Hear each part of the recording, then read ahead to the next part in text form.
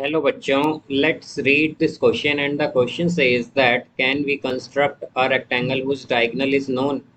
Now let's see the options. Option A yes, option B no, option C can't say and option D yes only if we know the other diagonal. तो आइए अब इस question को यहाँ पर हम solve कर लेते हैं। इस क्वेश्चन में कहा गया है कि क्या हम एक रेक्टेंगल कंस्ट्रक्ट कर सकते हैं अगर हमारे पास डायगोनल नोन हो।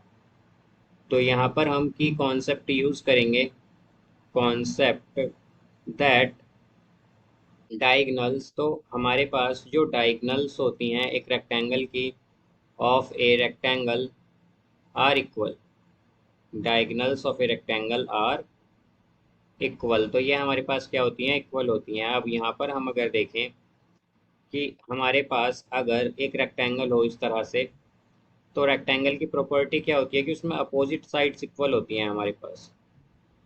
तो यहाँ पर हमारे पास अगर इसे हम मान लें ए बी सी डी, अब इसमें हमारे पास एक डायगोनल होगी ए सी और अदर डायगोनल होगी यहाँ पर बी डी, और इनका इंटरसेक्शन पॉइंट हम ओ मान लेते हैं। तो यहाँ पर हमारे पास डायगोनल्स इक्वल होती हैं एक रेक्टेंगल में, तो इसका मतलब क्या हुआ कि ए सी इक्वल होती है बी डी के।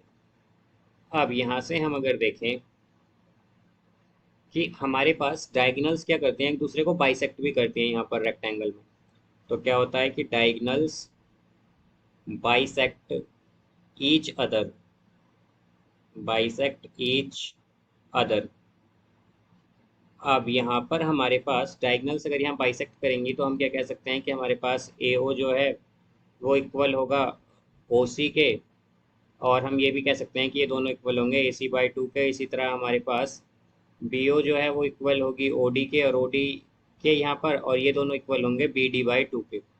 और अगर हमारे पास यहाँ से हम देखें कि ए सी इक्वल है बी डी के, तो अगर ए सी इक्वल है बी डी के तो ए सी बाई टू इक्वल होगा बी डी बाई टू के। तो ए सी बाई टू क्या है, ए ओ इक्वल ओ सी। तो हम कह सकते हैं A O equal O C is equal to B D by two क्या है, बी डी बाई टू है B O equal O D. तो यहाँ पर ये आ जाएगा हमारे पास। अब यहाँ से हम अगर देखें कि हमारे पास क्या आया है यहाँ पर, A O equal O C equal B O equal O D. अब अगर हम यहाँ पर देखें कि हमारे पास जो साइड्स हैं यानी कि बी ओ है वो इक्वल है ओ सी के, इसी तरह ओ बी इक्वल है ओ डी के और ओ डी इक्वल है ए ओ के। तो यहाँ पर अगर हम देखें कि हमारे पास यहाँ पर ये जो पार्ट्स हैं बेसिकली ये तो इक्वल आ गए, या हम कहें कि डायगनल्स तो यहाँ पर हमारे पास इक्वल हैं, बट हमें साइड चाहिए होगी अगर हमें यहाँ पर रेक्टेंगल ड्रॉ करना है। तो इसके लिए हमें बेसिकली एक और मेजरमेंट, या हम कहें कि एक अदर मेजरमेंट जो है हमें वो चाहिए होगा, और वो है एंगल बिटवीन द डायगनल्स। कि जब तक हमारे पास यहाँ पर डायगनल के बीच में एंगल क्या है तब तक हम यहाँ पर साइड का पता नहीं कर पाएंगे। तो इसीलिए हम यहाँ पर क्या नहीं ड्रॉ कर पाएंगे या कंस्ट्रक्ट कर पाएंगे, एक रेक्टेंगल भी कंस्ट्रक्ट नहीं कर पाएंगे अगर हमारे पास यहाँ पर एंगल्स यहाँ पर नहीं गिवन होगा डायगनल्स के बीच का। तो हम क्या कहेंगे, to construct, construct a rectangle. अगर हमें एक रेक्टेंगल कंस्ट्रक्ट करना है तो इसके लिए हमें क्या चाहिए, to construct a rectangle we need, we also need